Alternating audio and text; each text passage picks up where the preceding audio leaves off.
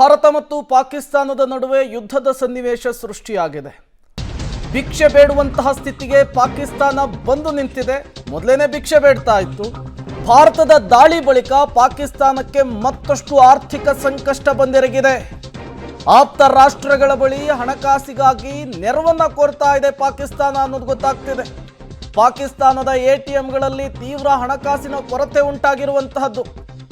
With ಡ್ರಾದ ಮಿತಿ ಕೇವಲ 3,000 ರೂಪಾಯಿಗೆ ಇಳಿಕೆ ಮಾಡಿದೆ ಪಾಕಿಸ್ತಾನದ ಸರ್ಕಾರ. ಹಣವಿಲ್ಲದೆ ಪಾಕಿಸ್ತಾನದ ಜನರು ಪರದಾಡಬೇಕಾದಂತಹ ಪರಿಸ್ಥಿತಿ ನಿರ್ಮಾಣವಾಗಿದೆ ಪಾಕಿಸ್ತಾನದಲ್ಲಿ. ಮತ್ತೊಮ್ಮೆ ಕೈಯಲ್ಲಿ ಭಿಕ್ಷಾ ಪಾತ್ರೆಯನ್ನು ಹಿಡಿದು ಭಿಕ್ಷೆಯನ್ನ ಬಿಡೋದಕ್ಕೆ ಪಾಕಿಸ್ತಾನ ಮುಂದಾಗ್ತಾ ಇರುವಂಥದ್ದು. ಹಂಗೆ ನೋಡೋದಕ್ಕೆ ಹೋದರೆ 2023ರಲ್ಲಿಯೇ ಪಾಕಿಸ್ತಾನ ದಿವಾಳಿ ಆಗಿತ್ತು. ವಿಶ್ವಸಂಸ್ಥೆ ಮತ್ತು ಹಣಕಾಸು ಮಂಡಳಿ ಏನಿದೆ ಅದು ಪಾಕಿಸ್ತಾನಕ್ಕೆ ಫಂಡಿಂಗ್ ಮಾಡುವಂತಹ ಕೆಲಸವನ್ನು ಮಾಡಿತ್ತು, ಆರ್ಥಿಕ ಸಾಲವನ್ನು ಕೊಡುವಂತಹ ಕೆಲಸವನ್ನು ಮಾಡಿತ್ತು. ಹಾಗಾಗಿಯೇ ಪಾಕಿಸ್ತಾನ ಚೇತರಿಸಿಕೊಳ್ಳುವಂತಹ ಕೆಲಸ ಮಾಡಿತ್ತು. ಮತ್ತಷ್ಟು ಡೀಟೇಲ್ಸ್ ಅನ್ನು ಕೊಡ್ತಾರೆ. ಪವಿತ್ರ ನೇರ ಸಂಪರ್ಕದಲ್ಲಿ ಜಾಯ್ನ್ ಆಗಿದ್ದಾರೆ. ಪವಿತ್ರ, ಇದರ ಬಗ್ಗೆಗಳೆಲ್ಲ ಯೋಚನೆ ಮಾಡಿರಲಿಲ್ವಾ ಪಾಕಿಸ್ತಾನ ಅಂಥೇಳಿ?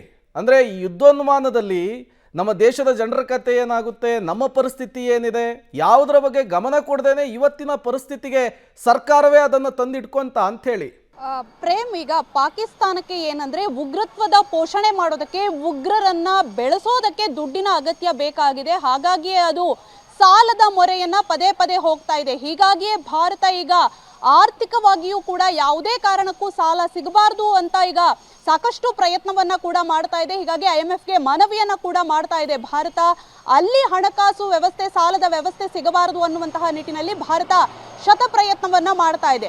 ಇನ್ನೊಂದು ಕಡೆಗೆ ಭಾರತ ವಾಯುನೆಲೆಯ ಮೇಲೆ ದಾಳಿಯನ್ನ ಮಾಡಿದೆ, ಅನೇಕ ನಗರಗಳನ್ನ ಧ್ವಂಸ ಮಾಡಿದೆ.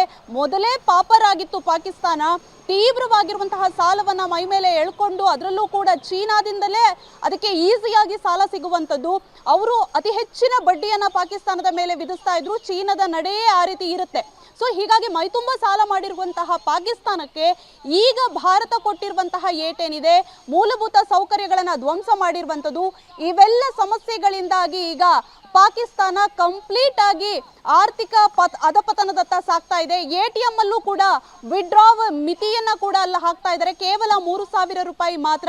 ಇನ್ನೊಂದು ಕಡೆಗೆ ಬಹಿರಂಗವಾಗಿ ಬೇರೆ ಬೇರೆ ದೇಶಗಳತ್ತ ನಮಗೆ ಸಹಾಯ ಮಾಡಿ, ನಮ್ಮಲ್ಲಿ ಹಣ ಕಂಪ್ಲೀಟ್ ಆಗಿ ಕಡಿಮೆಯಾಗಿದೆ, ಜೊತೆಗೆ ಈಗ ಭಾರತದ ದಾಳಿಯಿಂದ ತೀವ್ರವಾಗಿರುವಂತಹ ಆರ್ಥಿಕ ಸಂಕಷ್ಟಕ್ಕೆ ಸಿಲುಕಿದ್ದೀವಿ ಅನ್ನುವಂಥದ್ದು ಭಿಕ್ಷಾ ಪಾತ್ರೆಯನ್ನ ಹಿಡ್ಕೊಂಡು ಈಗ ಭಿಕ್ಷೆಯನ್ನ ಬೇಡುವಂತಹ ಪರಿಸ್ಥಿತಿಗೆ ಪಾಕಿಸ್ತಾನ ಬಂದಿದೆ. ಓಕೆ, ಥ್ಯಾಂಕ್ ಯು ಪವಿತ್ರ ತಮ್ಮೆಲ್ಲ ಮಾಹಿತಿಗಾಗಿ. ಜಾಗತಿಕ ಮಟ್ಟದಲ್ಲಿ ಈಗ ಆರ್ಥಿಕ ಸಹಾಯ ಮಾಡಿ ಅಂಥೇಳಿ ಮತ್ತೆ ತನ್ನ ಸ್ನೇಹ ರಾಷ್ಟ್ರಗಳ ಕಾಲಿಗೆ ಬೀಳ್ತಾ ಇದೆ ಪಾಕಿಸ್ತಾನ ಅನ್ನೋದು ಗೊತ್ತಾಗ್ತಾ ಇದೆ. ಈಗ ಡಾಲರ್ ಡ್ಯಾಡಿ ಚೀನಾ ಏನು ಮಾಡುತ್ತೆ ಅನ್ನೋದನ್ನು ಕಾದು ನೋಡಬೇಕು.